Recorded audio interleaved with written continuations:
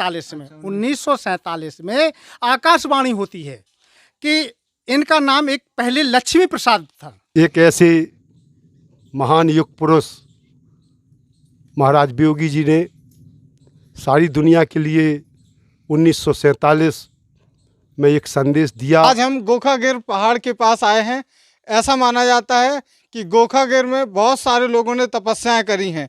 उन्हीं में से एक हैं वियोगी जी महाराज। उन्होंने भी इसी गोखागिर पर्वत पर तपस्या करी है और उसके बारे में उनके समकक्ष साथ में रहने वाले साधना साथी हैं। आज बहुत सारे साधना साथी इस गोखागिर पर्वत पर आए हैं घूमने के लिए और वो स्थल देखने के लिए जहाँ महाराज जी ने तपस्या करी और तपस्या करके पूरी दुनिया के लिए एक रास्ता निकाला। वो रास्ता क्या है, इन्हीं से पूछेंगे और इन्हीं सब साथियों से जानेंगे। तो भैया, आपका क्या नाम है? डॉक्टर बाबू सिंह गौतम। आप को वियोगी जी महाराज के बारे में क्या मतलब आप जानते हैं? कहाँ के थे वियोगी महाराज जी महोबा के थे और 12 वर्ष की उम्र में वह घर छोड़ करके इस गोरखागिर पहाड़ में आ गए थे। अच्छा, हाँ जी। तो 12 वर्ष में आ गए थे जी, 12 वर्ष की आयु थी तो उनकी। उन्होंने यहाँ तपस्या करी है। जी, तो 3 वर्ष तपस्या किया और 3 वर्ष में यहाँ घास पत्ते और झरनों के पानी में से अपने जीवन का निर्वाह किया। मतलब घास, उन्होंने घास खाई है। ये सब यही पहाड़ थे, उन्होंने पहाड़ दिखा हुई है। ये पहाड़ थे और इन्हीं जगहों पर वियोगी जी महाराज ने लगातार अनवरत 3 साल जी घास खाई, धूप के पत्ते खाए, पानी पिया। उसके बाद फिर उन्हें मतलब ऐसा क्या एहसास हुआ कि फिर वो वापस बस्ती में चले गए? यहाँ तपस्या उनकी होने के बाद वो फिर यहाँ से आदेश मिला था। एक महाराज जी ने उन्हें आदेश दिया था कि आप घर जाइए और आगे आपको बहुत कुछ काम करना है। फिर ऐसा सुनते हैं कि उन्हें कुछ मतलब वो कृष्ण के भक्त थे। कृष्ण जन्माष्टमी के दिन क्या हुआ था, ये आप महाराज बताएंगे।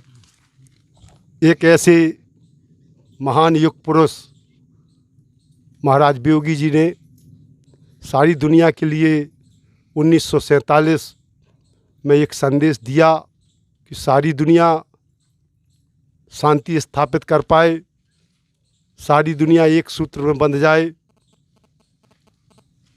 1947 में क्या हुआ था? कैसे मौन साधना का अवतार? मौन साधना का अवतार भगवान कृष्ण के द्वारा महाराज वियोगी जी को एक संदेश मिला कि सायंकालीन 6:50 से 7:05 पर अगर संपूर्ण सृष्टि के मानव एक अवतार के बारे में पूछे। ऐसा कहा जाता है कि उन्होंने बहुत समय से पहले से खाना पीना छोड़ दिया था और मतलब बहुत समय से खाना पीना छोड़ दिया था। उनको केवल एक ही रट थी कि मैं दुनिया के लिए क्या करूं, मैं दुनिया के लिए क्या करूं। ये सब साथी ऐसे समर्थक हैं, है कि नहीं? ऐसे ही वो कह रहे थे। तो वियोगी जी महाराज ये कहते थे कि मैं दुनिया के लिए क्या कर सकता हूं। उन्होंने मतलब मरणापरांत की स्थिति उनकी हो गई थी, ऐसा मैंने सुना है कि नहीं?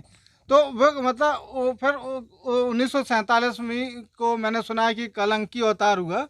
तो कैसे क्या हुआ, ये थोड़ा आपसे पूछना चाह रहे हैं। भगवान परमात्मा का कलंकी अवतार 6:50-7:05 समय की मूल अखंड इकाई के रूप में प्रकट हुआ और सारी दुनिया के लिए एक संदेश मिला कि इस निश्चित समय पर हर जाति के लोग, हर धर्म के लोग, हर मजहब के लोग, हर परिस्थिति के लोग एक निश्चित समय पर होकर मैंने क्या किया और मुझे क्या करना चाहिए, इस निश्चित समय के माध्यम से यदि सारी दुनिया खड़ी हो जाए तो सारी दुनिया सुख शांति से भर जाएगी। मतलब कि मौन साधना का अवतरण हुआ और मौन साधना के बारे में 1947 के बाद से पता चला कि कलंकी अवतार हो चुका है। जैसे कि कलंकी अवतार के बारे में आपने बहुत सारे वीडियो देखे होंगे, तो स्पष्ट कलंकी अवतार के बारे में क्या कहेंगे कि मौन साधना कलंकी अवतार है? वियोगी जी महाराज को 1947 से अब तक 76 सालें हो गई हैं। तो मौन साधना का अवतरण 1947 के बाद हुआ। फिर कैसे महाराज जी ने सबको बताया? महाराज जी ने मार्गदर्शन दिया। इससे हम लोगों को उस मार्गदर्शन से समझ में आया कि कल के अवतार हो गया है। आप बताओ भैया, आप क्या कहना चाहेंगे संबंध में, कलंकी अवतार के संबंध में? हाँ, जो मैंने सुना है, लगभग 26 साल से साधना को पालन करते हुए विजय सिंह निषाद, चंडौस से, जिला हमीरपुर से।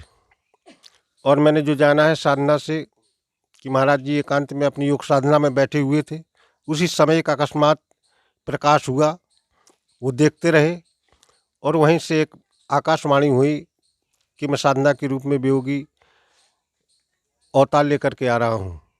6:50 से 7:05 तक सारी दुनिया के लोग एक निश्चित समय पर खड़े होकर निजी चिंतन करें, इससे सारी दुनिया सुख शांति में हो सकती है। जय जय।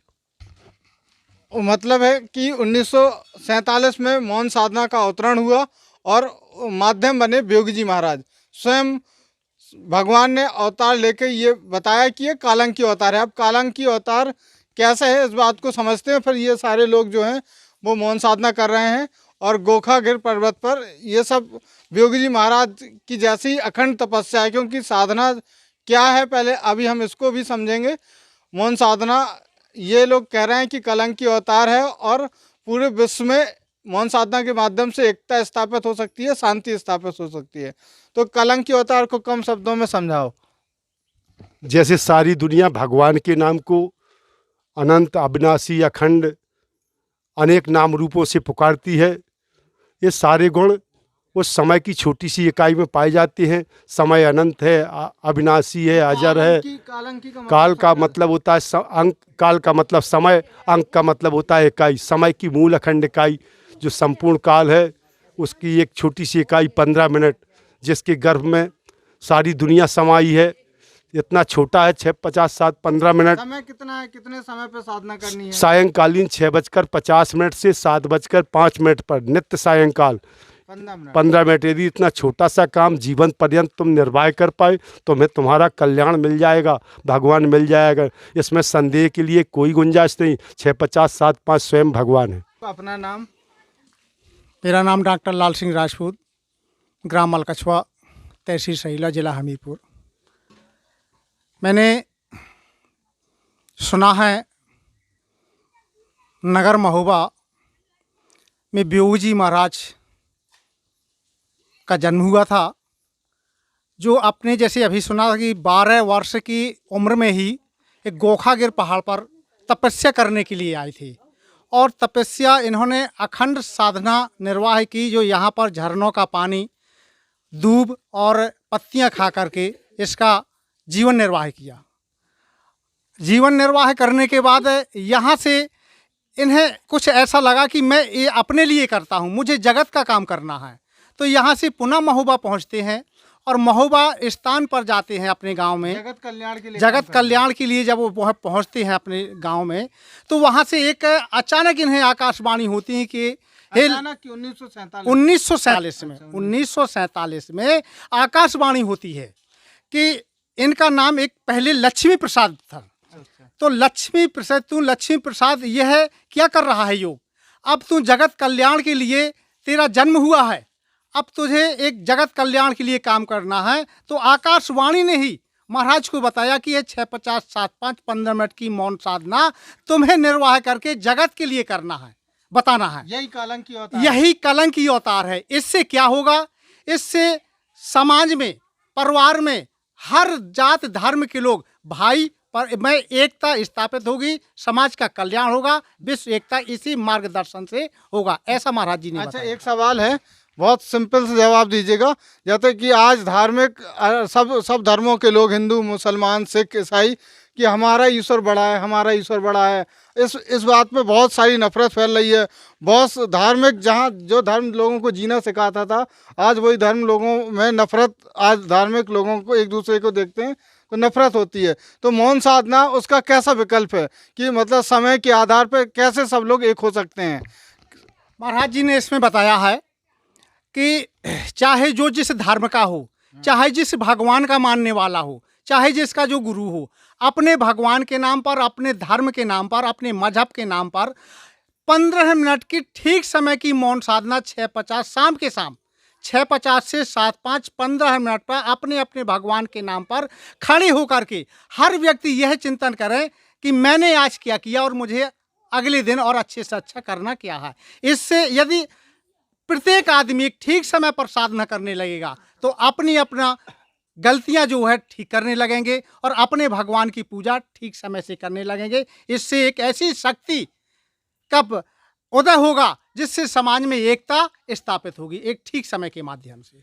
मतलब कहने का मतलब है कि मौन साधना से पूरे सभी धार्मिक जितने भी आज धर्म चल रहे हैं उन सबकी एकता स्थापित हो सकती है, सभी मनुष्य जातियों में आपस में प्रेम हो सकता है, बस निश्चित समय का ध्यान देना है हमें जी। और महाराज ने एक आदेश दिया कि यदि सारे संसार की यदि आप एकता चाहते हैं तो समय की एकता कर लो। समय की एकता के द्वारा ही सारे विश्व की एकता हो सकती है। ऐसा दर्शन हमने मौन साधना निर्वाह करके देखा है। छोटा सा मार्ग, छोटा सा कार्य, 6-50-7-5 एक निश्चित समय पर सारी दुनिया एक साथ खड़ी हो जाए, सारे विश्व की एकता हो जाएगी।